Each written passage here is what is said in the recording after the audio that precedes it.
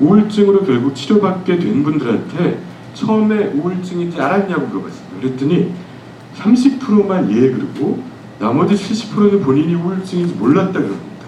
그럼 뭔 줄 알았냐? 불면증은 좀 낫습니다. 근데 나머지 여기서부터 여기까지 보시면 전부 신체적인 증상입니다.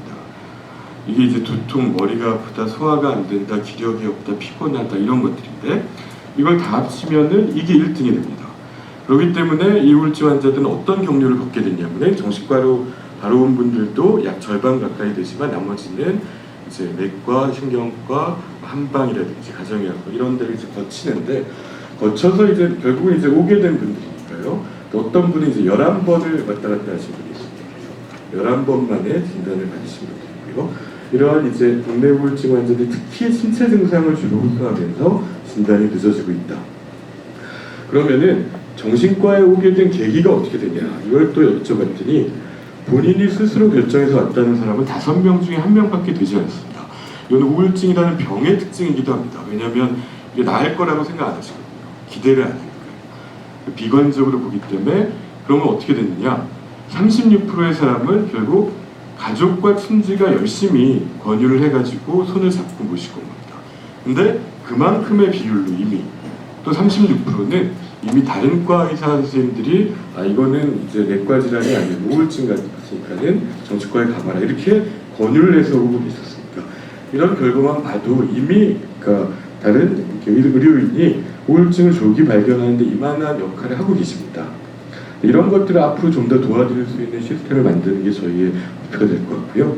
실제 우울증이라고 하면 이러한 이제 진단 기준이 있습니다. 그래서 가만히만 있어도 이제 슬픈 생각이 들면서 눈물이 나고 전에 있던 재밌던 일을 해도 하나도 즐겁지 않으면서 의욕이 하나도 없고 밥맛이 떨어지면서 돌 씹는 것 같아가지고 체중이 줄기도 하고 기운이 하나도 없이 피곤하면서 뭐 여태까지 잘못 살아온 거, 헛살아온 거 그런 생각이 들면서 아무것도 해결할 수 없을 것 같다는 생각에 나는 죽음까지 결심한 이런 생각인데 이게 이렇게 생각하면서 나는 우울증이다 라고 병원에 찾아오면 이렇게 참 환자를 진료하기가 쉬울 것 같은데 흔히 그렇게 되지가 않습니다.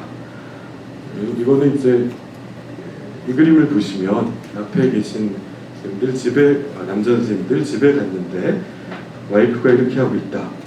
어떻게 생각하시겠습니까? 우리 와이프가 우울증에 걸렸으니까 빨리 치료하고 도와주러 가야겠다 이렇게 얘기하시겠습니까? 아니면 방을 문을 빵 차면서 지방골이 이게 뭐야? 하고 이렇게 소리를 지르시겠습니까? 보면 이제 우울해서 처져 있고 뭐 설거지도 안 하고 이렇게 한 건데 실제 한 달 전에 어떤 정말 이렇게 30대 초반에 너무나 예쁘게 생긴 우울증 환자분이 오셨는데 눈에 멍이 이만큼 들어가지고 오셨더라고요. 왜 그랬냐? 남편이 때렸다는 거예요. 왜 때렸냐? 아니 뭐 집에 가도 뭐 밥도 안 차려주고 늘어져만 있고 게으르다고 생각합니다.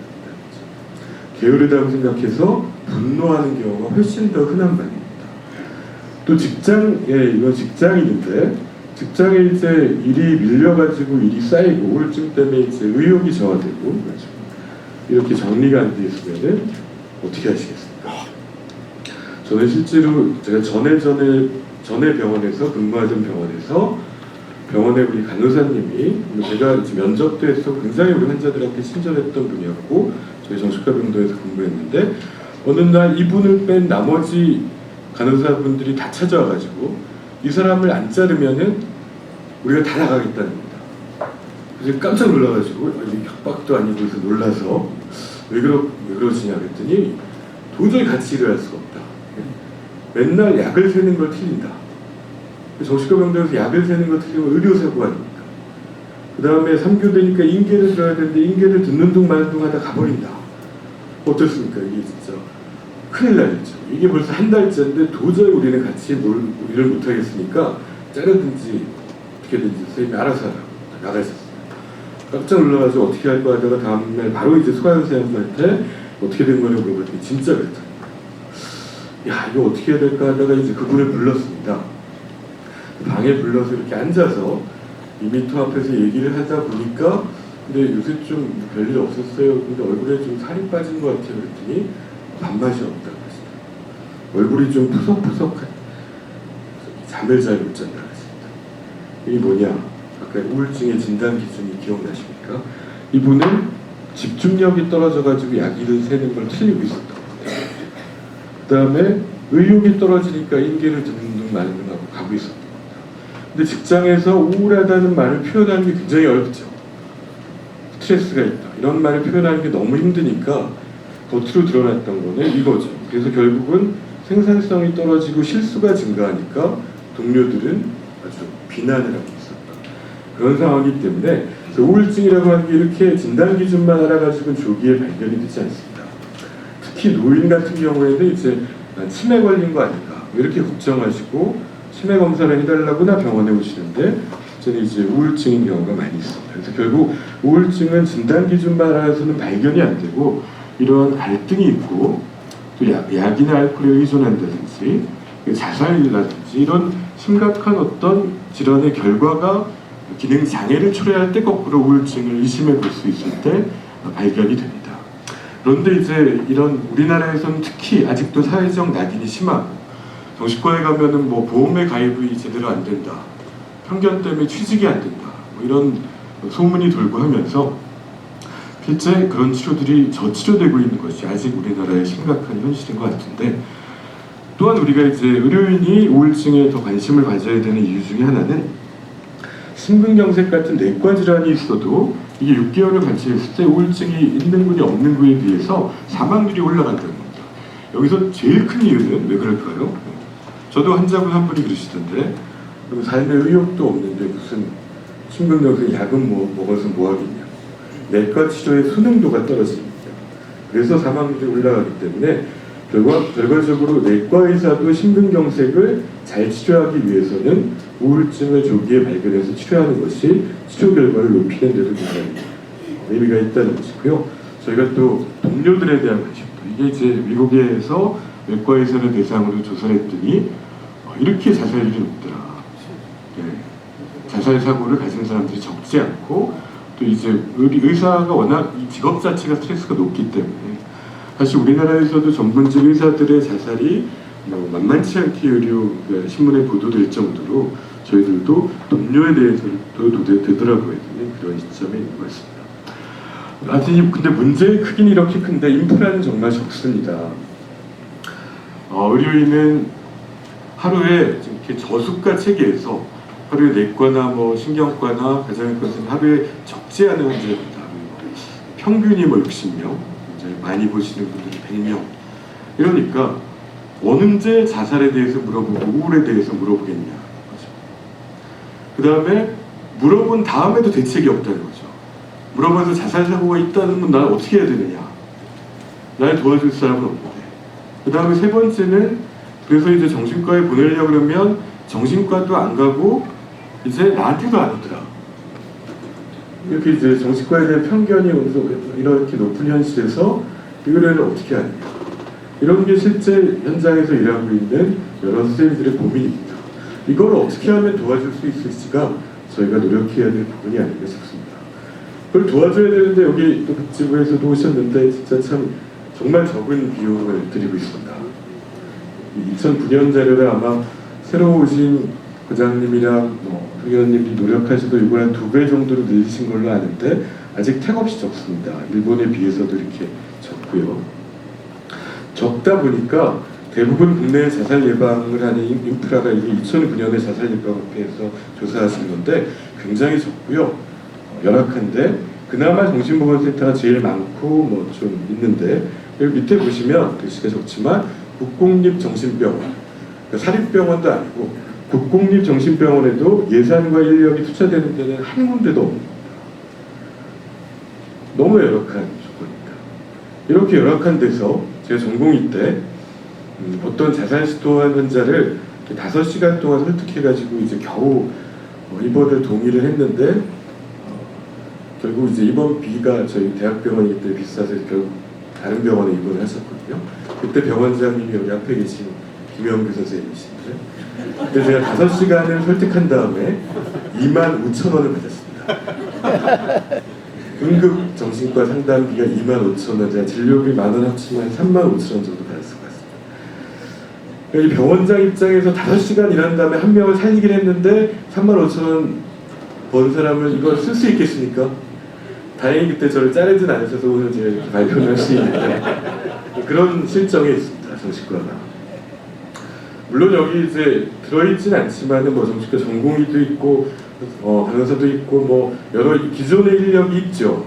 저도 경희대병원에서 이제 응급실에서 자살 시도를 하면은 3년 동안은 그날 봐주거나 그 다음날 봐줬습니다. 근데 3년이 쌓이니까 도저히 어떻게 이렇게 혼자서는 할 수 없겠다는 그런 절박함이 드는데요. 그 절박함을 그나마 올해는 조금 해결하게 된 게 이게 응급실에 왔을 때 서울센터로 가라고 이거를 이제 했을 때 동의율이 12%였습니다. 자살 시도자들이. 자살 시도자가 결국 우리가 만날 수 있는 자살의 제일 고위험군이고 이분들은 이제 응급실에 있는데 이분들은 저도 그렇게 혼자 해가지고는 정말 안 되겠더라고요. 이거를 원주기독병원의 민성호 선생님이 2009년에 시작하셔가지고 정말 열심히 하셨는데 그래서 이 동의율을 65%로 올렸고 지금 벌써 500명 이상을 이제 등록 관리를 하고 있습니다. 이게 우리나라에서 최초로 병원 안에 인력을 지원해가지고 사후 관리를 한 첫 번째입니다.